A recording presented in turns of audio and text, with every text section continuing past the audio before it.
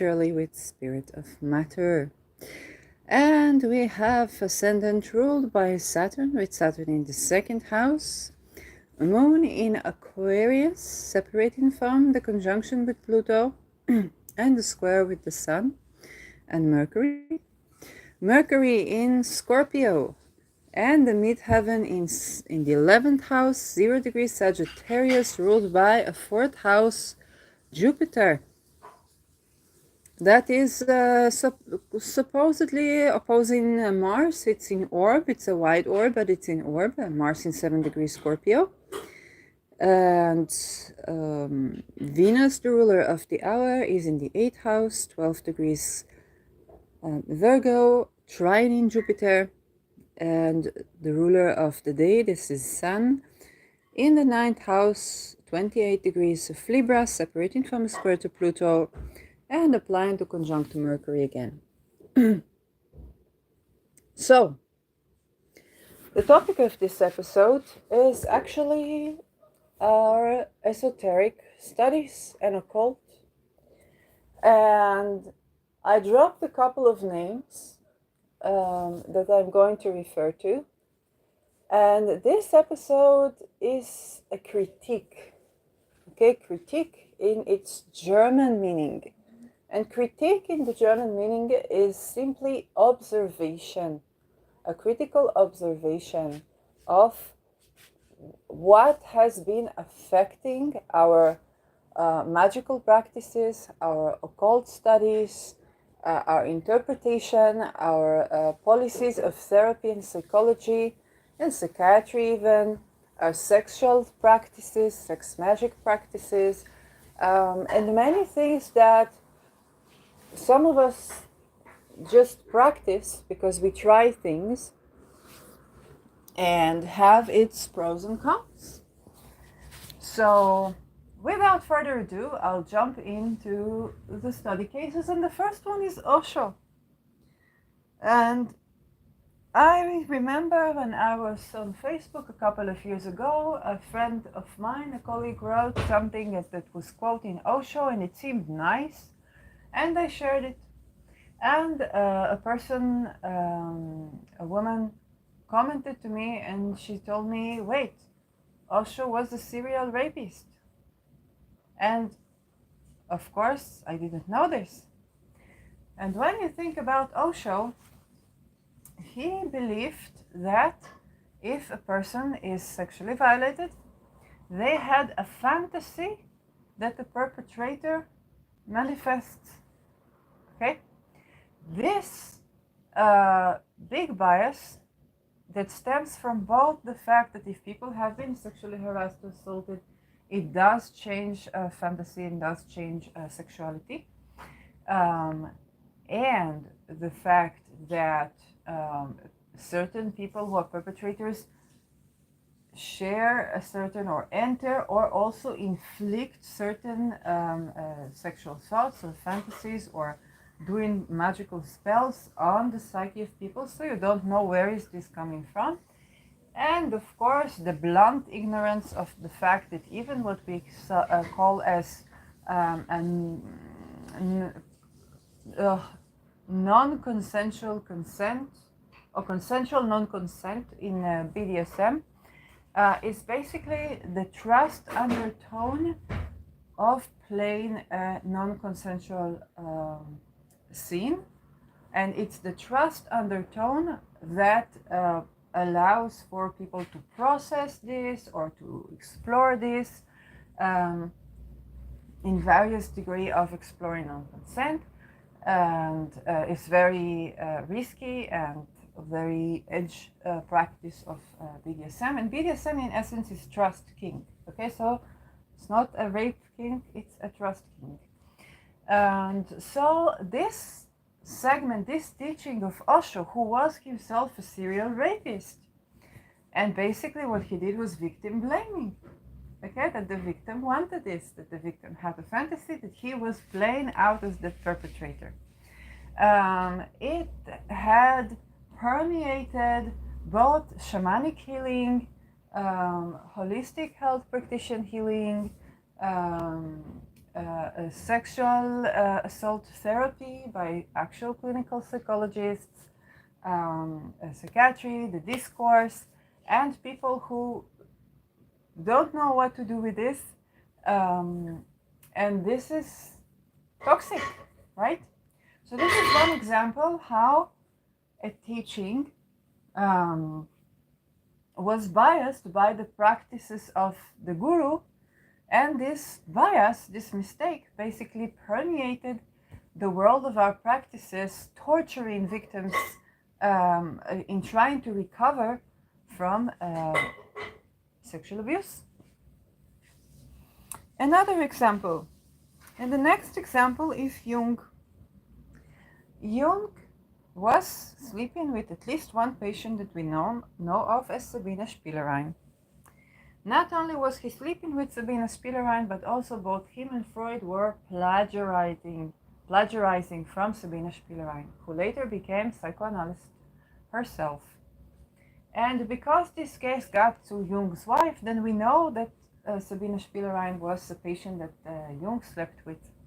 Sabina, in her processing of the events, believed that she was drawn to him, and he responded to that, which he shouldn't have done, but she called this response counter-transference. Okay? And thus placing the initiation of the violation on her eroticism. Okay, this is something that a lot of people that are dealing with these cases, please know, a lot of people that are dealing with these cases, even as children, will sometimes tend to ascribe to themselves some mystic erotic powers that have influenced the big adult person or the person in power, and so sort of treating this as though they have these magnanimous powers of erotic allure that the person was weak and responded to. And this is one coping mechanism to deal with sexual trauma. Okay, up until today, people mention not only transference in the psychological field or in the consultation field altogether, but the term counter-transference, which essentially is nothing but victim blaming of the child that they are being incested. Okay, because Spielerein is believed to have been a victim of incest that came to therapy with Jung, and they had sex. Okay, so the counter-transference is actually not true to the reality of what happens in violation of boundaries in therapy, which in many cases is not the therapist responding to supposed temptation by the patient, but in most cases, in many cases, the therapist initiating and attempting to bring in arousal into the room and taking advantage of this arousal in less and more conscious ways. And so the counter-transference, if ever, or the response is of the patient rather than the therapist. Okay, so this is how we have come to think about counter-transference as a term that Jung invented, which is not true. He plagiarized his patient, and as a term that is constructive in maintaining healthy boundaries in therapy, which is not true because it is victim blaming on the child that they are raped by an adult. Okay, this is counter-transference. And that's another case where if you study clinical psychology in academia with all the certification, you will study of counter-transference as a term that was coined by Jung. And it seems logical. Okay, nobody talks to you about the cases where you're not responding to, but you are having an erotic attraction to your patient that is yours. And maybe they respond to you, maybe not. But what do you do and how do you tackle these issues? Okay, you're in many schools of thought, you are thought to believe that if a patient is drawn to you, they have a pathology, and if you are drawn to a patient and oh my god, you are sickly. Okay, nobody actually teaches you that you could simply be attracted to each other, but it's what you do with this attraction. It's not always pathology underneath love. Yes, there is the issue of attraction, of attachment patterns. Okay, and that is, you know, the various options that can be there. There's not necessitating a pathology when erotic arousal comes, and it's what you do with it. And yes, it can also be pathological. Okay, it's really all that confusing. But essentially, if you think about this as if there is eroticism in the room, it must be that my patient is attracted to me and I'm tempted to respond to that. This is countertransference. You are perpetuating the incest, okay? Because the original crime is incest, and you are basically having no access, no tools by your school of teaching to access the actual situation, that you are re-victimizing the person on incest just by thinking this way, just by setting up the room and holding up the space in this way, where you perceive yourself to respond to your patient rather than to be a participant in a dyad. Okay, next example, Aleister Crawley. So I'm not going to talk about the potential sexual offenses of Aleister Crawley, A, because I don't know exactly what happened. B, what I am going to talk about is something that I actually ran into on Twitter, and said that beyond the sex magic practices of Aleister Crawley, there was the desire to bring in a sort of quasi-religion or worldview that there of the phallic solar consciousness, okay, without any attention to vaginas. And so you can understand how such an unbalanced view of sexuality, especially when you use it for magical purposes, is inherently blind-sighted to, let's say, willing consent. Okay, and there's nothing wrong with phallic solar energies. It's beautiful. It's one part of something that should be tended to. If you only tend to one part of this whole, then we are missing something, and our sex magic practices and rites that we derive from a person like Aleister Crawley would be tending to unbalance our sexual energy. So when you're doing a ritual, there is the danger, and I'm not saying that people don't tackle that, or that people don't know how to adopt these rituals, or that everybody that does anything of Crawley is a criminal. No. I'm just saying that when you have such a thing, you need to pay attention, because to just take the practice as it is could unbalance your sexual energy and rid you of thinking about consent, of thinking about the role of vaginas, or the role of the moon, lunar, or the role of receptivity in your sexual practice, and you're making yourself sexually incomplete, even if you just masturbate, okay, self-pleasure. And thus, the practices of Crawley are so widely practiced without us having an insight into who Crawley was, what he did right, and what he did that we don't want to continue. Okay, he's no longer here, but the practices keep on living, and it's on us to sift and sort what is good from there and what we need to change, okay, to reform. So we said Osho, we said Jung, that's actually spielerein, it's basically the occult history of psychology as well. We said Crawley, okay? And now let's talk about monotheism. So if you read monotheistic texts in many cases, there is the requirement that you will praise the God or Allah or Elohim or Hashem as one and none other than Him. And sometimes it even goes to abolishing of pantheism or polytheism, and you just have to accept it, whether you're doing chaos magic or ritual, and you just have to accept it and be consistent with it. And that's something to note. Okay, this is something to note. While there are great practices from monotheism, you can adapt the practices of calling these entities or the God, and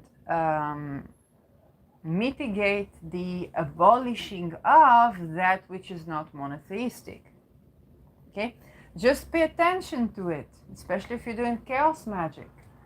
And it deriving also from monotheistic religions. Okay, some monotheistic religions believe in slaves and masters.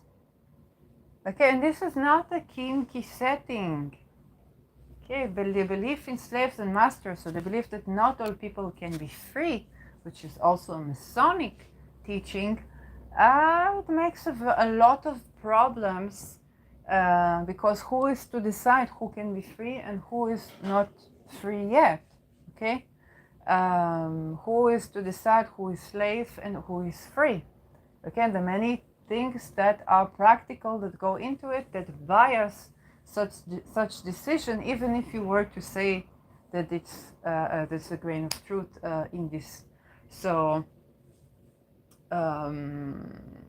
so from this context, you must understand that there are always things and symbols and practices that you can and even should adopt, while there are things that you want to pay attention to. If they believe that there are slaves and masters, how does it manifest in their rituals, in the manifestations, in the deities, and how do I adapt to my relation so that I clear that out of my practice? Okay, so I don't succumb to victimizers and victims, to slaves and masters, okay, to these type of power imbalances, and become a participant in oppression, okay, or occupation. And the next example that I have after monotheism is something recent. And this is rituals like the bornless rite or the headless rite. And so looking for the knowledge about the headless rite, basically there was, I think, a Caphelos, that is a being that's sort of like the creator of all things and all religions and all this. And he's believed, I think, to be headless. And the notion is that you are becoming like the Godhead. So you are everything and nothing at the same time. And it's a sort of an existential experience of, I am the glass that I'm looking at, and I am the cat that is sitting next to me. And this is the concept of being headless, as being everything and nothing, being as close to the Godhead as can be. You say, okay, this is one existential experiment. It might be fit for some and not for others. If you are a person that tends to blend into things, then you might want to be cautious.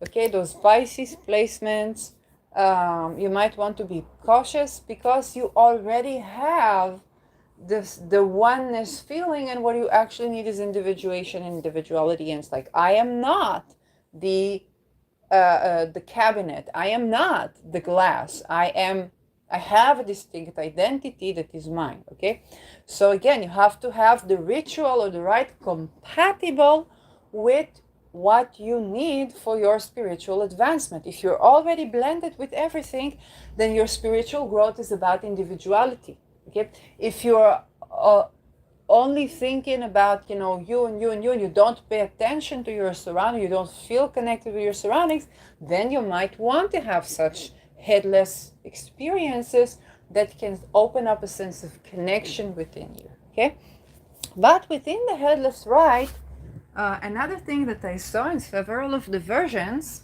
is that you basically invoke this akaphelos, and then you say that everything obeys you. Okay, all the gods and the things obeys you. And there even goes as far as in some versions to say people worship me and they speak my name, and in worshiping me they come close to me. And you understand that while that, if you are extremely like lacking confidence, or you need to be performing, or you need to be a leader or a teacher, then some of it might be useful to you. Okay, you might develop the ability to command the crowds, and that to some extent is just leadership. Okay, it's just the role of the sun. But it can go a bit askew to what we call megalomanic or a cult leader. Okay? And what happens is people make these rites and then they do their business, whether they're podcasts or their songs or their magical practices, and it gets them results. Okay, they develop a crowd of followers, but because when we talk about obedience, we are basically interfering with the sovereignty of individuals. Okay. Now, what I say, it may happen, it may not happen. Yeah.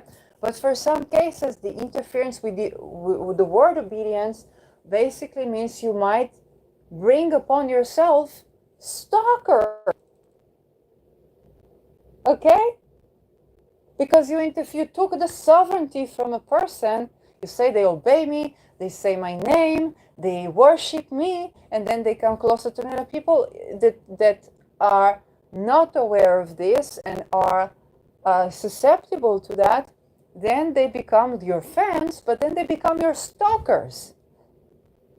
Which is, again, it's like the love magic practices. Okay, if you have this magic for specific other name so and so to be together with so and so, then the risk is that you are interfering in the free will and the willing consent. And then what happens? You get so and so into you, but there's so much into you that you can't get them off for you.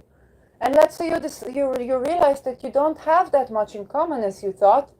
Now they are under your spell. Okay, if they don't have the Mark Bayersky teaching, no one has the power over you, then they don't know what is happening, and what you're basically invoking is a pack of stalkers with your being a cult leader. And then you can complain, why do people stalk me? Why do people make magic over me? Why do people try to interfere in my life? Why do people try to, I don't know, interfere in my marriage? Because you made a ritual that literally said people obey me, worship me, and you took their sovereignty. And now, when you look at these, one way, now it can be that those things will not manifest. The world is weird, okay? But one way is to understand that I can adapt the ritual and, for example, not say the part that people obey me and people and people listen to me and people worship me. And it's like, for example, I can say, well, I am appreciated for who I am. The people who like me for who I am. The people who dislike me do not harm me. I am visible to the people that could benefit me, and our connection could benefit themselves.